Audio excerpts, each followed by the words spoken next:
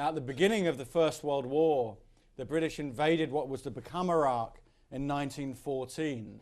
And I think they did that transparently for their own interests, that they wanted to stop Turkey and Germany, who they were fighting against, seizing the head of the Persian Gulf and using it for their own advantages.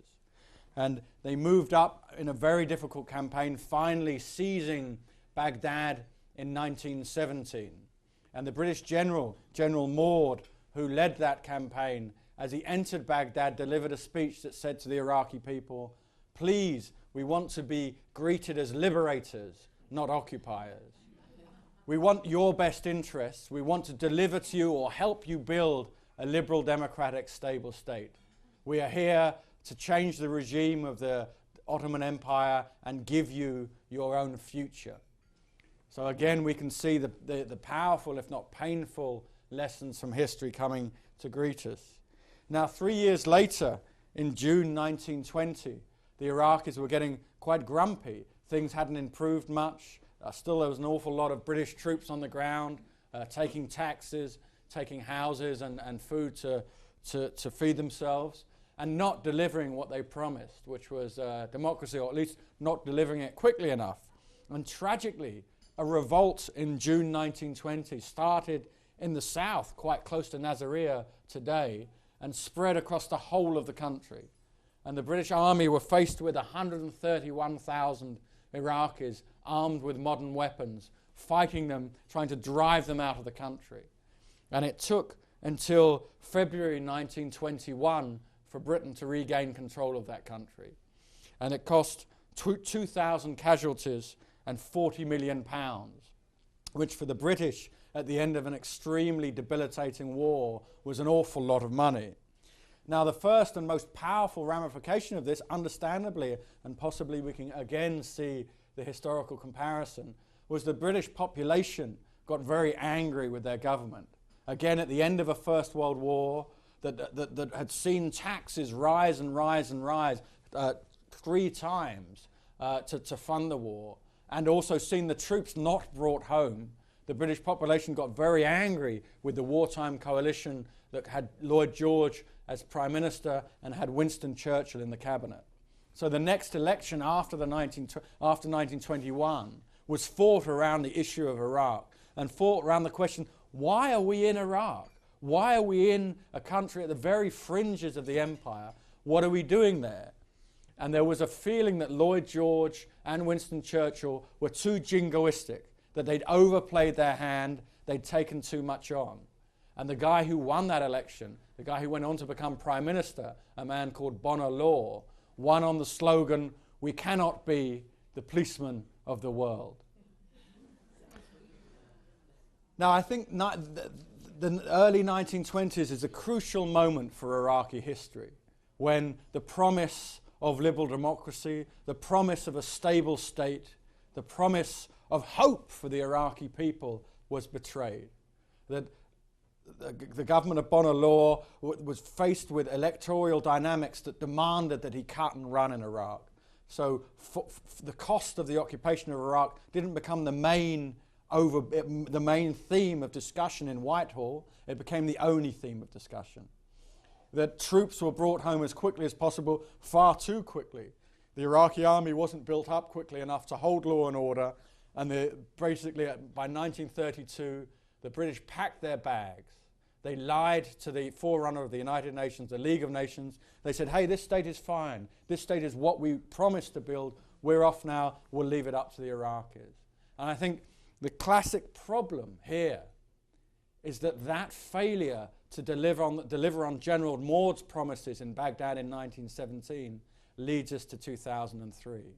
The failure to build a modern, stable state leads us to today and leads us to Iraq being the font of regional instability all the way through the 70s and 80s, and also leads us to Saddam Hussein dominating his population through intense violence and the deployment of state power. So what this book about, what Inventing Iraq is about looking at how and why the British failed and what lessons this might hold for us today, both as Brits and Americans deeply committed to building a liberal democratic state in Iraq and finding it much more difficult than my Prime Minister and your President thought at the beginning of the war. So I thought the first thing to do in comparing Baghdad in 2003 and Baghdad in 1920 was look at the visions of the regime that the British came to change in 1920 and the Iraqis came to change in 2003. So for the British, it was the Ottoman Empire. Now, the Ottoman Empire had ruled Iraq comparatively successfully for many hundreds of years. Now, it wasn't particularly efficient, but they negotiated with local society and set up a state that didn't bother people too much, gave a great deal of autonomy for societies to function as they wanted to. But the British came in with a distinctly different understanding of the Ottoman Empire. For the British, they juxtaposed their own rule, efficient, noble, benign, against the Ottoman rule, corrupt, violent, and weak. Now, this was a great problem for the British because anyone in Iraq in the 1920s that had an education, anyone that had any experience of running a state, had gained that from the Ottoman Empire. They were officials of the Ottoman Empire. They'd been educated in the schools of the Ottoman Empire, and to a certain extent, they believed in the credo of the Ottoman Empire. So immediately, the British had a problem. They had contempt for the people who occupied the cities, the people with education, the people who were running the state that they took over. And they feared that these people, if given the chance, these Iraqis, because after the First World War, the Turks had gone home, these Iraqis would impose upon Iraq a new dictatorship, a new despotism, if you will. So what they set about doing is trying to find a group of people in Iraqi society that they could balance with the people, the nationalists, the Iraqis with education, the Iraqis with government experience in the cities. So they rode into the countryside trying to find people who they could counterbalance. And what they found, or what they believed to be, were the sheikhs of the tribes of Iraq.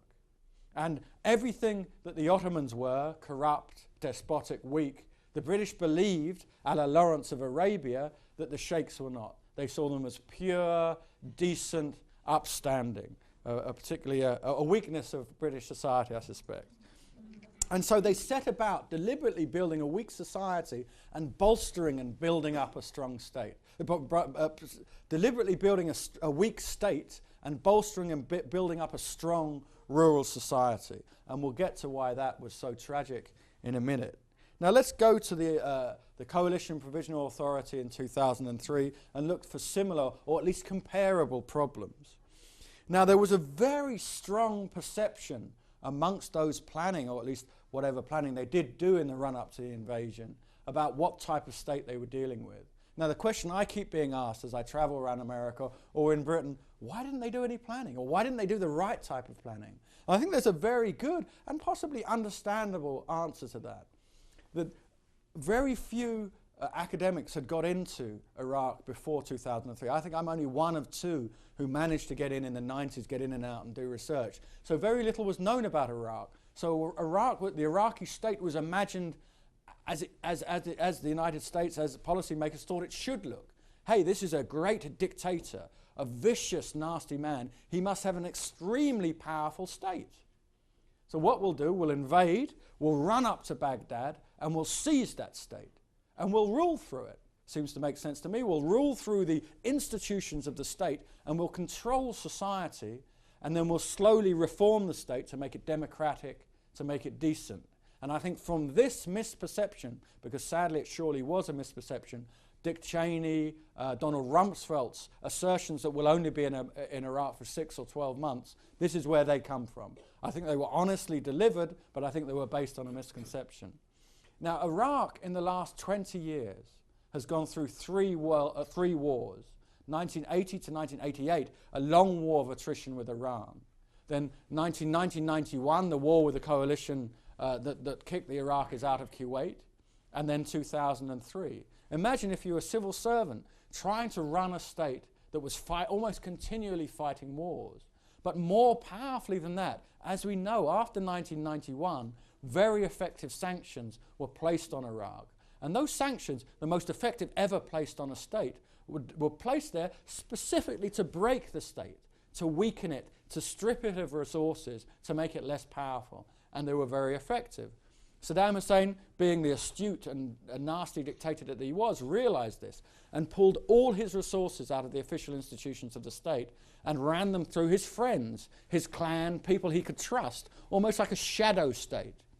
So there'd be two forms of government in Iraq. One, the official institutions of the state, weak, crumbling, and the other, Saddam's flexible networks that were strong and organic almost, and you couldn't really see them. I went in 2001 to Iraq on a research trip, and I wanted to go and see where the state was meant to be at its strongest, in the south, in Najaf and Karbala, the holy Shiite cities that posed such a great threat to Saddam. And I went to see the governor. I asked for an interview. He said, yeah, come up. And I had to step over a pool of raw sewage from a broken toilet outside his office door. Clearly this man had no power whatsoever. The state he was running, or the bit of the state he was running, was crumbling in his very hands. Now you add to that, after April 9th, the 3 weeks of looting that ripped apart the state. If you walk through Baghdad today, you'll find like a block that's disappeared. That's a cruise missile. Very effective, very efficient. Bang, straight in, building collapses. But most of the government buildings you see are burnt out. This isn't American forces that have done this. This is Iraqi rioters. After 50 or 60 years living under dictatorship, when they were set free, they went, right, we're going to have this. Firstly, they took the computers out, telephones, desks, and by the time I got there in May, they were stripping the electrical wiring out of the walls. The state in Iraq now doesn't exist. What your and my leaders said was going to be a reform of the state, to their great surprise, has turned out now to be state building. We need to get into Iraqi society from the grassroots and build a totally new state. And that's the big misperception, I think, that led to the extreme lack of planning in the run-up to the war. Now let's turn to the second theme of the book and the second theme of my talk, which is visions of society. How do we understand the society that I suspect we're going to spend the next 10 years trying to help build a liberal democracy? I think this is crucial. Now, when we look at the British in 1914, they didn't understand Iraq at all. Again, this is explainable. Iraq was at the very fringes of the Ottoman Empire. The Ottoman Empire, knowing about Britain's tendency to seize territory, worked very hard to keep the British civil servants out of Iraq. So when they invaded in 1914, they were largely ignorant of the country. Now, by 1920, your own president, President Woodrow Wilson, was exasperated with the European powers. He said the main threat to international instability is imperialism. You can't keep these countries that you've seized. You have to help them to come to international maturity, to govern themselves.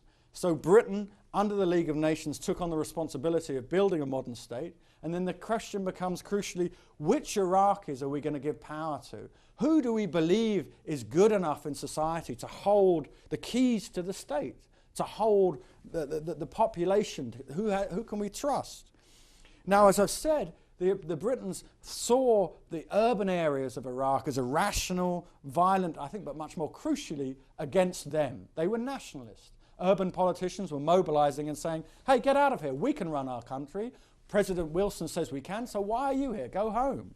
So again, the British looked into rural society and saw these what they thought were powerful tribal federations run by tribal sheikhs. And they said, these are the guys. Now we're cutting corners. Now we have to get out quickly. These are the guys we'll give power to. They're nice. They're decent. They're first among equals amongst their tribes. And this was the painful mistake that they made.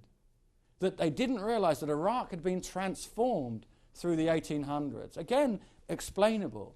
That Iraq was like most of the Middle East, was slowly being integrated into the international economy through the 1800s and started to export, what could it export? Grain and rice. And as they did that, the price of land became very valuable, and these sheikhs, who had been the leaders of their tribes, seized the land ownership from their tribes and turned themselves from the first among equals, representatives of their communities, into petty landlords.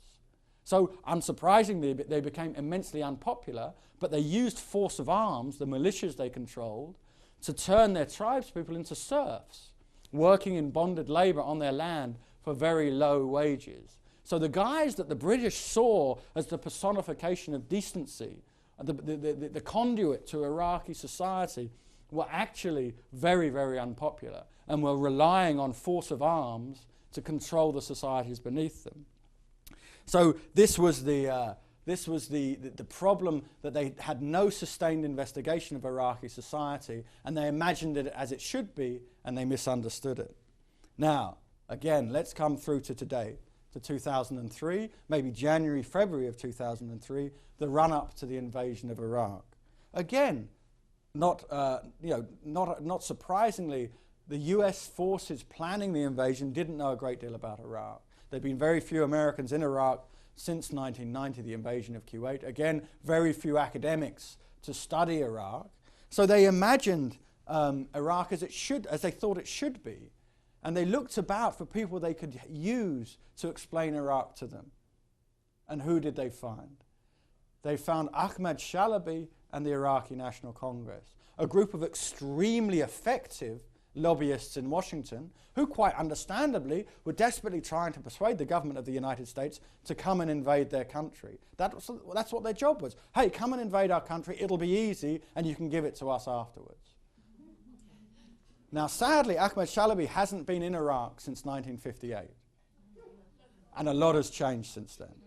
So from 1958 to 2003, didn't know much about Iraq. Clearly, his job was to convince the Americans in Washington that the job was going to be easy. Their problem was they listened to him too carefully. And as the tanks rode in to Baghdad, the Americans had the Coalition Provisional Authority had the plan to use these exiles as their conduit to Iraqi society, much the same as the British used the sheikhs. The exiles were going to fan out into Iraqi society, tell the Iraqis the good news. They were going to proselytize. They were going to say, hey, the Americans are here for us. They're going to build us a liberal state, and everything's going to be okay. And on the other side, they were going to listen to what Iraqis were saying and take the information back to Paul Bremer and the Coalition Provisional Authority. Now, the great sadness, the tragedy of this plan is that it didn't work. I was in Baghdad in May and June, and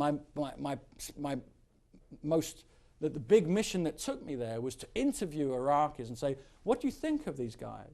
What do you think of them? Now, firstly, when you travel around Iraq, travel around Baghdad, you see they've set up big buildings. They're publishing 60 newspapers a week.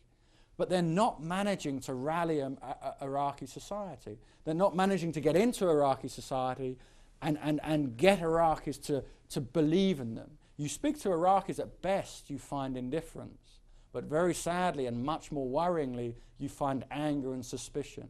Who are these carpetbaggers? Who are these guys brought in on the back of American tanks? Who are they to tell us what to do? We've been here suffering under a tyrant since at least 1968. We've been suffering 3 wars since 1980, and we've had 12 years of sanctions, which has decimated this country. These guys come back in, they've been here a few months, they've set up a government, and they're telling us what to do. So there is great resentment and also misperception about Iraqi society. Now, as we know, the interim governing council that there's been an awful lot about in your newspapers over the last 2 weeks was handpicked by Paul Bremer to represent the Iraqi population. And Paul Bremer came out and was very proud. He said, this is the most representative governing body Iraq has had in its history. Now, that doesn't say a great deal, because Iraq's never been a democracy. So what do we mean by representative? Now, what Paul Bremer means is it's representative of how he sees Iraqi society. And he very proudly announced that this governing council has 12 Shias, has 5 Sunnis, 5 Kurds, and hey, I've thrown in a Turkoman and an Assyrian Christian for good measure. Now, this is very worrying, and I think this is yet another misconception. Anyone who's been to Iraq in the last 10 years, traveled through the country, finds a very tenacious, a very passionately held nationalism. It's no great surprise. Iraqis are like Britons or Americans. They're very proud of their country, and they see their country as a whole. Now, there is a lot of popular television punditry that I may have been guilty of myself in the run-up to the war, that says Iraq is divided between 3 hostile communities, the Sunni, the Shia, and the Kurds. If we don't get in there and do something, they'll be at each other's throats. Unsurprisingly, this hasn't happened. There are Iraqis killing people, but sadly they're killing Americans, or there are criminals killing people for money. There isn't intercommunal tension. And the reason for this is that the Iraqi nation has grown since the British left. Now, a little known fact, 2/3 of the Iraqi army is made up of Shias. That Iraqi army fought very bravely from 1980 to 1988 against Iran in a horrific war. They fought bravely against Iran. Iran is a Shia country. They didn't fight because they liked Saddam Hussein. They hated him. They actually didn't fight because he was forcing them to, because they were a big enough army to rebel if they'd have wanted to. They fought for Iraqi nationalism. They believed in their country. Now, Paul Bremer comes along and says, let's divide up the state in terms of ethnic identity. And Iraq is certainly the Iraqis I've been talking to go, why has he done that? Why hasn't he appointed a cabinet of technocrats who are good? Why hasn't he gone out and found the brightest and the best? Why is he telling us he's got 12 Shias? I want to know he's got the 25 best people in Iraq to run the country. So again, I think there is a dangerous misperception at the heart of the Coalition Provisional Authority about Iraq. Very understandable. Not many people had been in Iraq beforehand, but also egged on or encouraged by the exiles. The joke is they have more friends along the Potomac than they do along the Tigris. That they hadn't spent a lot of time there. And this leads me to my final point, and the most important one. And it comes back to the discussion that we had about what does it mean to build a state. Now, the reason the British failed were threefold. Firstly, they didn't have the commitment. They were forced by electoral politics to pull out. Secondly, as I've tried to explain, they didn't understand Iraqi society. But both these things led them to not to push the institutions of the state right down to ordinary people. So right down to individuals in Iraq spread out across the country. Instead, they tried to use the tribal sheikhs, sheikhs that were immensely unpopular, sheikhs that didn't represent the Iraqi population. And when that failed, they resorted to something else. Another little known fact, shock and awe. The use of air power was invented by Winston Churchill in Iraq. That he got this new technology then in 1920 of aeroplanes, he strapped bombs underneath, and he flew it over the Iraqi population and would drop leaflets to say, if you don't do what we say, we're going to bomb you. If you don't pay your taxes, we're going to bomb you. If you revolt, we're going to bomb you. And so what happened was the use of this violence from 200 feet created a passive but resentful society. A society that disliked intensely the state. A society that saw the state as illegitimate and unfriendly, to be tolerated if they had to be resisted if they could. And I think this is the legacy that the British left. That when they packed up their bags and fled the country in 1932, they gave the state to the people who take it, and those people, from 32 onwards, had to use increasing violence to control society. And who do you use to use that violence? The army. So Iraq had the undistinguished record of having the first military coup in the Middle East in 1936. In 1958, the monarchy that the British had installed were murdered in another coup. In 1968, Saddam Hussein's party, the Ba'ath Party, seized control, and we come to the mess we're in today. Now let's switch to 2003. And I think the message of this book and the message of Iraqi history is, if you don't stick around, if you don't get involved for the long haul, Iraq is going to come back and bite you. If we turn our backs on Iraq, it'll make Afghanistan, after the Cold War, after the collapse of Soviet influence there, look like a tea party. At the moment, we have problems. We have parties that aren't really mobilizing the population. We have the Coalition Provisional Authority misperceiving Iraqi society. But also we have militias. Militias who are using the permissive atmosphere of no law and order to impose their will on Iraqi society, saying, we'll deliver you order, but in return you give us political allegiance, and if you don't, we're going to shoot you. And this is very reminiscent of Lebanon right through to the 70s, the civil war that plagued the Middle East. Now, Iraq is much bigger than Lebanon and has some much more unstable neighbors. Big problem. So what I'm saying is, I think it's unfair to ask any one country in the world, even the world's sole remaining superpower, to build this state. It is a long haul. It's going to take many years and lots of money. And I think even the United States clearly hasn't got the money to do it on its own. It hasn't got the expertise. Although US universities have the best trained Middle East experts in the world, they don't have them all. And clearly its troops shouldn't be asked on their own solely to provide that sacrifice. Now clearly, as we've seen, there is discussion in Washington in the run-up to elections, presidential elections, about what to do with Iraq. I think the only decent thing, the only thing we can do to deliver on the big promises that Prime Minister Blair and President Bush gave to the Iraqi people before the invasion is give it back to the United Nations. Therefore, we can internationalize, we can call in everybody and say, look, Iraq is too important. If this goes wrong, the whole international stability is going to undermine. Come back on board. Now, two things has to happen for that. In Paris, in Moscow, and in Berlin, the bad feeling that was engendered by the way the war was fought, but much more so the sniggering behind hands, we told you this was going to happen, it's going to happen, has to stop.